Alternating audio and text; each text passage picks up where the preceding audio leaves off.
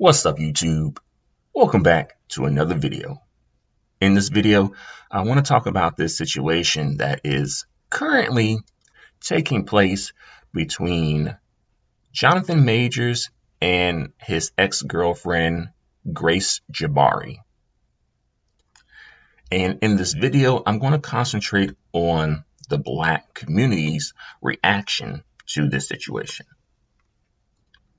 So let's begin. So should the situation with Jonathan Majors be considered more or less like a cautionary tale for Black men who date interracially?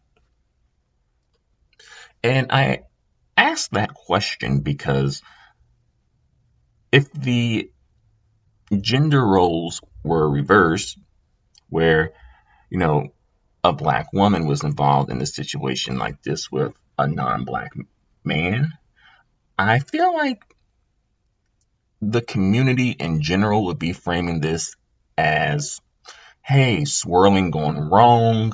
This is why you shouldn't swirl or date interracially, Black women.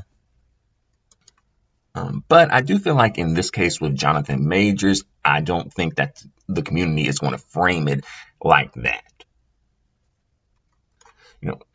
I think that the community is going to frame it more so as, hey, look what racism is trying to do to this brother right here. Instead of, hey, brother, you can avoid a situation like this if, you don't date interracially. Then the rebuttal to that would be, well, all women do this. All women. That's something that all women do. You know how folks get real general when, non-Black women are at fault. Particularly Black men who want to be with those non-Black women get real general about it. But another question is, should Jonathan Majors have chosen better? Should he have chosen his girlfriend better? Because, he is partly to blame for himself being in this situation just because of the woman he chose.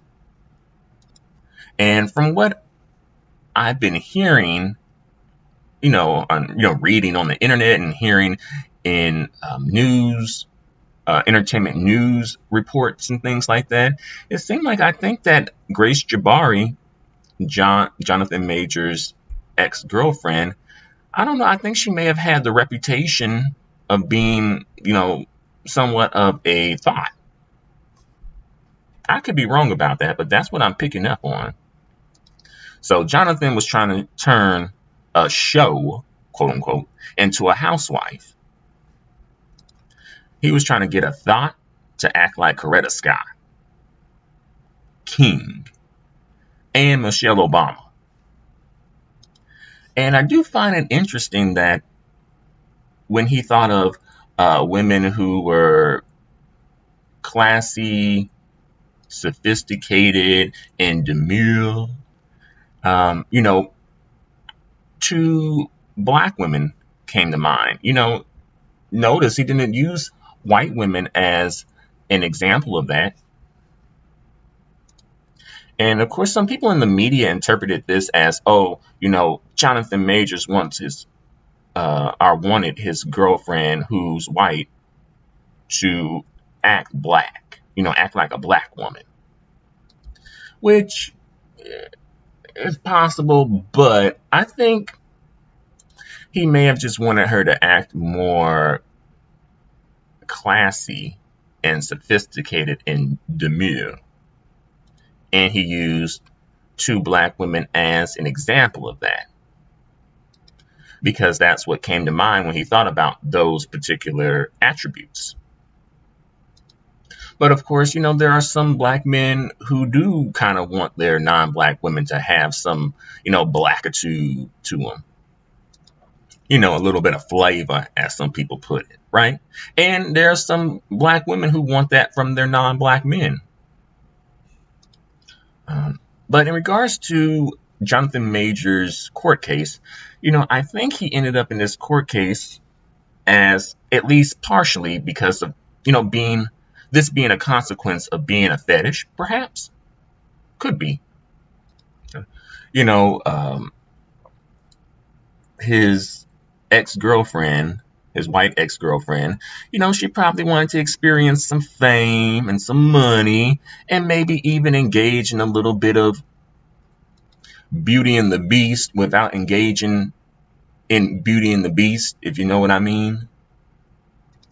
But the consequence of being a fetish in this case is being easily discarded and set up. Because, some men, especially some black men, feel like there's no consequence to being fetishized by, the non-black women. Because black men get access to non-black punani. As well as the dynamics, the power dynamics between men and women. And, I definitely understand the thought processes behind that. However, there is an entire history of black men being caught up and strung up, literally, hanging from a tree. Strange fruit. So Johnathan Majors is lucky that his situation didn't happen a few decades ago, because he might have been some strange fruit. He might have ended up being some strange fruit. And also, I think some black men, I don't think this is Johnathan Majors' situation. I don't think, but possibly. But some black men do suffer from King Kong syndrome, where they'll just do any and everything to be with non-black women, especially white women, at the expense of their own well-being, which ends up leading to their downfall. And part of the reason that I don't think that Johnathan Majors may be completely overtaken by King Kong syndrome is because he ended up getting with Megan Good. And that was like, whoa, really? WTF, right? Like, where did Megan Good come from? Like, I really hope that Megan Good is just doing this to get a check, doing this to get a little promo. Because, we haven't heard from Megan Good in a minute. It's been a while, right? It's been a while. But I'm going to talk about this situation involving Megan Good as if it is true to life, how it's being portrayed, that Megan Good is now Johnathan Majors' new girlfriend. Just in case it might be true. And when it comes to Megan Good, Megan Good, she's beautiful. She has a career and she has a good reputation. So really thinking about it like that, it's like, well, why did Megan Good end up being more or less second choice? Shouldn't she have been the first choice? And, she got with him during a low point. So, y'all can't run that game talking about, oh, she only wanted a baller. Oh, she was looking for a Pookie and a Ray Ray type. She wasn't interested. Well, maybe this court case might make her think that he a Pookie and Ray Ray type now, though. Black women only want black men at their highs. They don't want to help build a brother up. And for me, I think that Megan Good may be like black men only when it comes to her dating, which, I don't shame her for. She has that right. She has that choice, definitely. And she's also maybe black men only within wanting to date within the entertainment industry as well, which is even more difficult, which can lead to desperation because the pickings are so slim. And outside of this court case, Johnathan Majors, on paper at least, is considered to be a catch. He's black. He's in entertainment industry. He may got some money. He's black, right? And right now, Johnathan Majors, he's at a low point. So because of that, this may be the only time that Megan Good has access to him when he's at his lowest, or at least at a low point. After all, think about it. Megan Good's non-black woman equivalent is not checking for Johnathan Majors, at least not right now. So Megan Good, knowing that Megan Good is going to show up for him, hold him down, and ride or die for him, in an attempt to show that, hey, this is how much I care about you. This is how loyal I am to you. This is how down I am for you. Look what I'm willing to go through for you. Even though, the other woman didn't have to do that. But you got to take what you can get, though. And I don't think this is exclusive to Megan, of course. I think that many black women do this for black men, at least on some level, in an attempt to show, hey, I'm down for you and this is who you should be choosing. But when it comes to black men, especially in situations like this, they know who to run to. Notice that. They always know who to run to. After all, where are Rebecca, Selena, and Kim Woo coming through for you, Johnathan Majors, right? And other black men who are in similar situations. Now, they'll come through, if everything has passed and everything has settled down and Johnathan Majors still has like some money and a relatively good reputation and is still viable in Hollywood, then those women may still come through. But they're not going to be coming through during this particular situation to show up, show out, hold him down, ride or die for him. Nuh-uh. They ain't doing all that. And, some black women try to juxtapose themselves to those type of women and be all like, well, hey, you should be choosing black women because, hey, look how much loyalty black women have for you. Look how supportive black women are of you. And, some black men get it, some black men don't. But notice the black men, when they are caught up, when they're in swirl world, they don't run to like non-black women like that for support. They don't expect non-black women to come through and support. And if they do, then they will hype that non-black woman up to the skies. And I know someone's going to come through with the argument that, well, black men who date interracially, they ain't asking for non-black women to come through and support them.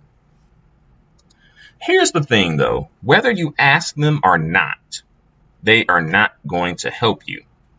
They are not going to ride or die for you. They're not going to hold you down. They are not going to be doing any of that. And I think on at least some level, these dudes know that. They know that. That's why they don't expect it. But they want to be with the non-black women, so they kind of have to find a way to work around it. But notice something else, though. And this is really important. Notice these dudes, black men, honestly, whether they swirl or not, but especially the ones who get caught up during, their time in swirl world. But I guess even the ones who don't. Like, black men always want to involve black women in their drama and trauma. It never fails. Because think about it. Before this court case, there wasn't a black woman in sight. Not even his black mama. Not even Johnathan Majors' black mama. You never saw her. But now look. You see a black woman now. And look how and when Megan Good came into the picture. when he caught a court case and he was at his lowest or a low point.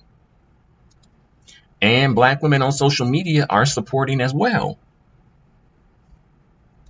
Not every single one, of course, but many are.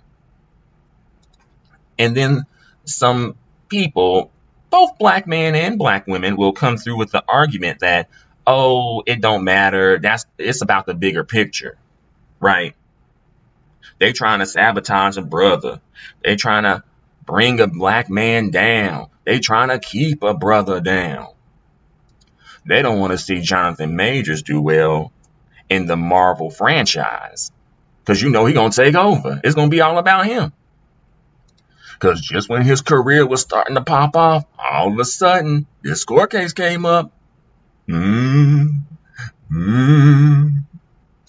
that interesting? And as far as like Jonathan Majors, are people not wanting Jonathan Majors to do well in the Marvel franchise? Don't we got Black Panther? Didn't that do like extremely well both times? And also some people, both black men and black women talk about, again, the system being rigged and unfair and out to get black men. Which, of course, there are some arguments to support that and some evidence to support that. But don't black men know that going into the situation, though? Because, when it comes to swirling, it's not something that you have to do. You're not required to swirl. No one is putting a gun to your head and say, swirl or die. And also an important thing to point out is, as much as black men whine, cry, scream, and holler about the system, black men will weaponize that same system against black women when they have the option and need to use it to get what they want. Now, if the black woman does that, it's a problem. She is considered to be colluding with the system to bring a brother down. But when a black man does it, oh, he has rights. He deserves justice too. And also another thing to notice is that you only hear about this a bigger picture talk when it involves a black man who needs support, who got caught up in a situation and needs some support from the community. And, black women come through and show out when it comes to supporting black men. Not all, but enough. And then some people, some black women come through with the argument that, if we don't show up and support black men, they ain't going to show up and support black women. They ain't going to show up and support us. We need our brothers. Ain't no other but a brother for me. And I ain't ashamed to admit it. Y'all ain't going to shame me out of loving my brother. Y'all ain't going to shame me out of supporting my kind. What you think this is? Who you think I am? I would never weaponize the system to bring down a black man, to bring down my brother like that. Y'all got me all the way And, to that black woman, I say, cut, bravo, kudos. Great performance. We'll definitely be submitting you to get your Oscar nomination pretty soon there for Best Supporting Black Woman in the Black Man Struggle. Sure will. But you got to watch out for the Oscars because they do have a racial bias. They have been accused of having a racial bias. So you may end up losing to a biracial woman or a non-black woman, just putting it out there.